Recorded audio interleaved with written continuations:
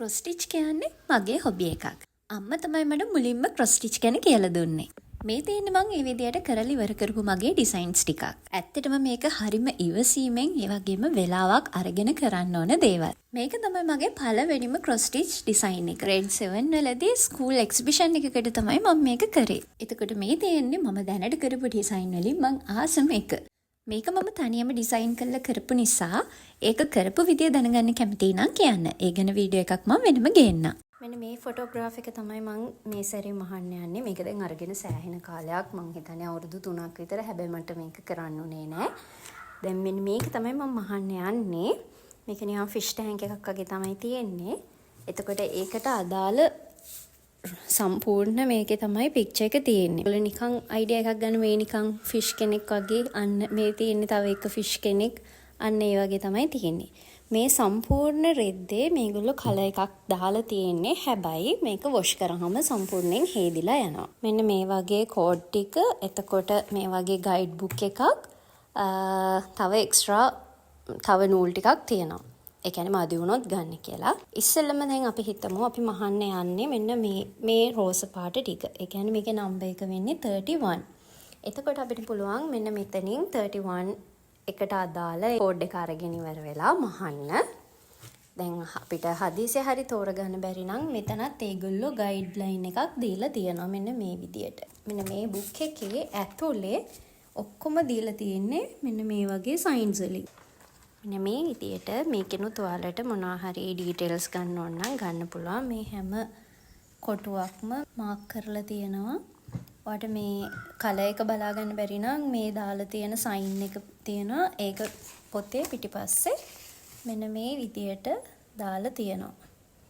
එතකොට හදිසිය හරි කලර් එක මෙතනින් හොයාගන්න බැරි නම් ඒ කියන්නේ දැන් මේ කලර් එකයි මේ කලර් එකයි ගත්තාම ටිකක් එක වගේනේ. එතකොට ඒකෙන් මොකද්ද මේක කියලා හරියටම ඔයාලට හොයාගන්න බැරි නම් මෙතනත් නම්බර් එක දාලා තියෙනවා. ඒත් ඔයාලට හරියටම හොයාගන්න බැරි නම් මෙතන දාලා තියෙනවා වෙනම සයින් එකක්. එතකොට ඒ සයින් එකෙන් පුළුවන් ඒ කලර් එක මොකද්ද කියලා හොයාගන්න. හරි. එක්සැම්පල් එකක් විදියට ඔයගොල්ලන්ට කිව්වොත් මෙතන තියෙනවා පින්ක් ෂේඩ් දෙකක්. එකක් ටිකක් බ්‍රයිට් කලර් එකක්, අනිත් එක ටිකක් ලයිට් කලර් එකක්. දැන් මට මේක හරියටම මොකද්ද මේකේ කෝඩ් එක කියලා නම්බර් කරලා නැති නිසා ඒක බලා ගන්න පුළුවන් අපිට අර දීලා තියෙන බුක් එක ගයිඩ් බුක් එකේ සයින්ස් වලින්. දැන් ඒක බලන්නේ දැන් මෙතන තියෙන්නේ 130 කියලා. ආයි මෙතනම උඩ තියෙනවා තව නම්බර් එකක්. ඒ කියන්නේ 30. එතකොට අපි මේ පොතේ තියනවා මෙන්න මෙතන මේ විදියට නම්බර් කරලා. දැන් මෙතනට තියෙන්නේ 100 නේ. එතකොට මේ පොතේ මැද තියෙනවා දෙවෙනි සෙට් එක පටන්ගෙන එතකොට තියෙනවා මෙන්න මෙතන 130 කියලා. එතකොට අපිට එන්නේ මෙතනින් 130යි මෙතනින් 30යිනේ. අන්න එතකොට බලන්න පුළුවන් ඒ දෙක ක්‍රොස් වෙන තැන. ඒ කියන්නේ 130 සහ 30. එතකොට එතනින් දැන් මෙහෙම ආවහම තියෙනවා මෙන්න මේ වගේ සයින් එකක්. ඒ සයින් එකට අදාළ කෝඩ් එක මෙන්න මෙතන පිටිපස්සේ දාලා තියෙනවා. ඒකෙන් තමයි බලාගන්නේ මොකද්ද හරියට මේ පින්ක් ෂේඩ් එක කියලා. විදියට තමයි මෙතන හරියටම පින්ක් ෂේඩ් එක හොයාගන්න බැරි නම් මේ වගේ බුක් එකේ තියෙන සයින් එකෙන් මොකද්ද කලර් එක කියලා හොයාගන්න. මේ තියෙන්නේ පික්චර් එකේ විදියට මම දැනට කම්ප්ලීට් කරලා ඉවර ටික. එතකොට මෙන්න මේ ටික තමයි ඒ කියන්නේ මම ඉවර කරලා තියෙන්නේ. සම්පූර්ණ පික්චර් එක මේගොල්ලෝ මේ විදියට 1 2 3 4 කියලා මෙහෙම ඩිවයිඩ් කරලා තියෙනවා.